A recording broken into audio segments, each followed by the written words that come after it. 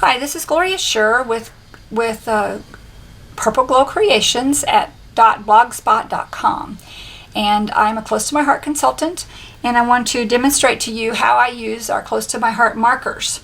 Now, as you can see, I've already started coloring because I've tried this video 3 times and I'm not been able to get it to work for some reason today. I haven't used it in a long time, so I guess I've forgotten. But basically, I started coloring over here. You can see I used the blush dark on the very outer edges of the butterfly, and I just kind of take the tip. There's 2 different ends to this. You can see there's a little tiny end, which is the one I use most of the time, and then there's a bigger end, whoops, which is like this, and that's more like your Copic markers. That's their small end. So I take the little end and I just take little tiny little strokes, and sometimes I just do little dots, you know, just tapping it on there. So I did that first on the edges, and I think you should watch other videos and see how other people do this. I'm just showing you really basic fundamentals because you can color. Just remember when you were a kid, you used to love if you loved to color, which I'm sure most of you probably did. You did this just naturally. You didn't have to think about it.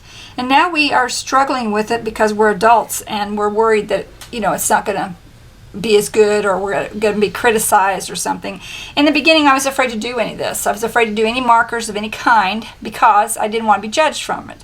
And then I decided that everybody has to start somewhere. So I just decided to start.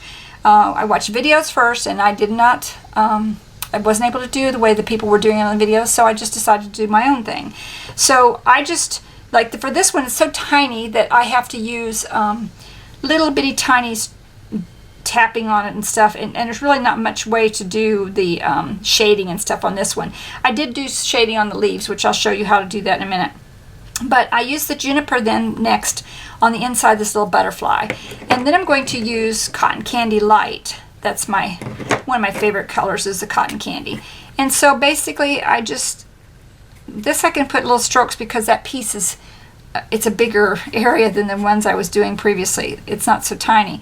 And if you get out of the lines, all you have to do is take your alcohol blending brush and you can go over the edges there and get rid of the colors that you went over the edges. Now I do use a magnifying lamp when I'm coloring. I can't do that and do this video, so I'm doing the best I can showing you how to do this without the magnifying glass. And I'm sure I'm not staying in the lines real well because I don't have my magnifying, it's not a magnifying glass, it's actually a magnifying lamp. So that seems to work really well for me. Now, see, you can tell that there's one spot there I went on, but I think I can cover it up with another color. I want to put a Creme Brulee in there. That's one of my other favorite colors, because what you do is you pick out your digital first and get it all ready, and I already have it cut out with the Cricut Art Philosophy cartridge. I cut an oval out, and you use your center point and figure out where your center is. And I do better estimating where it's at than I do by measuring. When I measure, I don't get it very well. So this is, I'm going to put this Creme Brulee in here, Creme Brulee in this middle part here. So I can have a tiny bit. Well, and see, I already did that one pink. Now I can go over it with Creme Brulee, which is probably darker, and we'll cover it up. Or I could actually use my blending brush and take that pink off and then do it. But see, it went over it pretty well because the pink is light. Okay, so you just shade the areas that you want to color, and like I said, use the alcohol blending brush, which is this one. It has the same ends on it, and again, I use the little end. And here's a little piece I got out, so I'll just take the edge of this and go over the outside area. You don't want to use too much of it. If you use too much, it will bleed into the one that you've already colored and take your color away. So you got to be careful with that too. In this one, I had a little tiny spot I can see there that's on the edges, and you just color it and it takes it away. It's really nice, so it makes it a lot better for your coloring and not having so much fear to be perfect. Okay, now I did a couple leaves earlier on my first video which didn't work, so I'm going to do another leaf for you. I'm using the Taupery Light.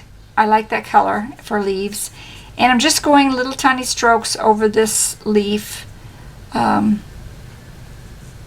And if you get too dark, you can also take some away with your alcohol blending marker. it just looks just like these, except it doesn't have any color to it. It takes away the color. So this, I'm coloring this one, this little leaf, and then what I'm going to do is take my alcohol blending marker, and because I want this, see, it's real dark. I don't know if you can see that or not, and see the other ones are lighter. That's because I took my alcohol blending marker and I took it around the edges to lighten it up. And you can go back around more than one time if you want it lighter. But that way the middle is darker than the outside. And that's one of the ways. Of course, that's, some people would do it. You could actually do the lighter color outside and then darker on the inside if you wanted to do that. But that works for me, is having it done this way. So then I'm going to show you how to do a flower. The way I did it. Now I'm going to use Copics for the flower just because we don't have, I already did the butterfly.